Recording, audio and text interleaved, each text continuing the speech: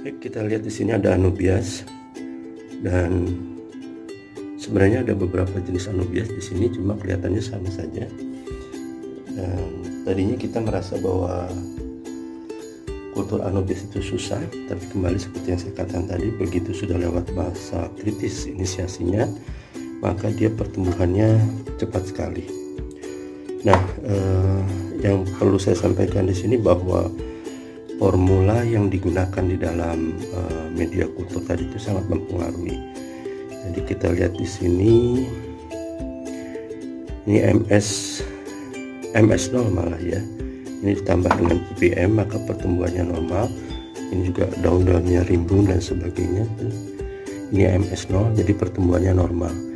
Jadi maksudnya dengan MS0 adalah media MS yang tidak menggunakan ZPT atau tidak menggunakan hormon sekalipun, dan ini menunjukkan pertumbuhan yang apa adanya dari fisiologi tanaman tersebut.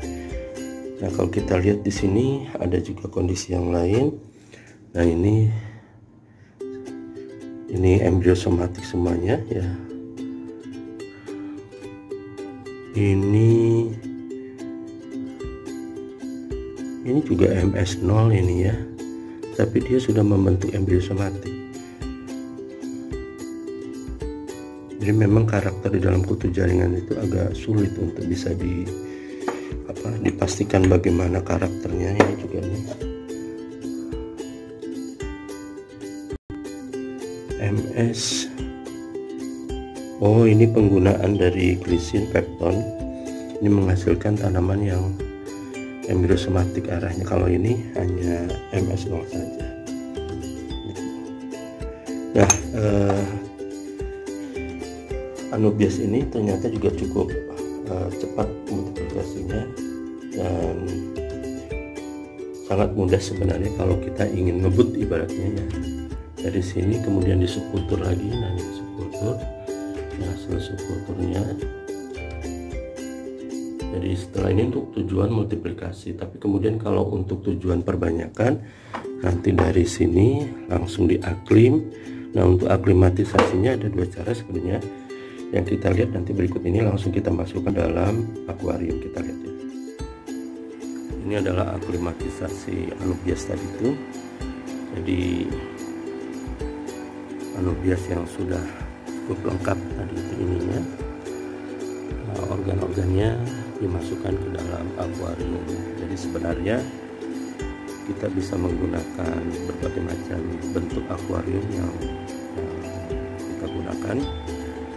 Ini sekaligus untuk ornamen di dalam rumah indoor, jadi tujuannya adalah estetikanya ya. Jadi kita lihat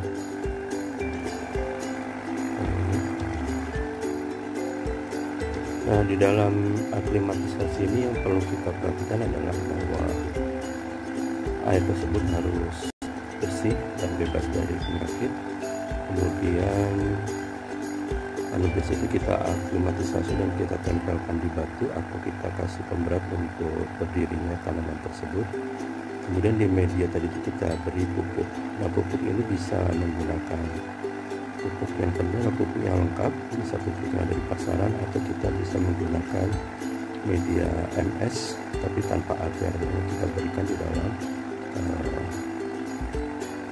dalam air ini, dan harus kita tambahkan atau kita ganti supaya tidak terjadi akumulasi dari mikroba yang patogen. Pemberian aeratolus ini bertujuan untuk ketersediaan oksigen di dalam air sehingga tanaman bisa bernapas, dan kebutuhan sinar juga harus diperhatikan karena tanaman adalah satu-satunya makhluk hidup yang bisa berfotosintesis ya. Ada lagi yang lainnya ya seperti mikroba dan sebagainya mampu berfotosintesis.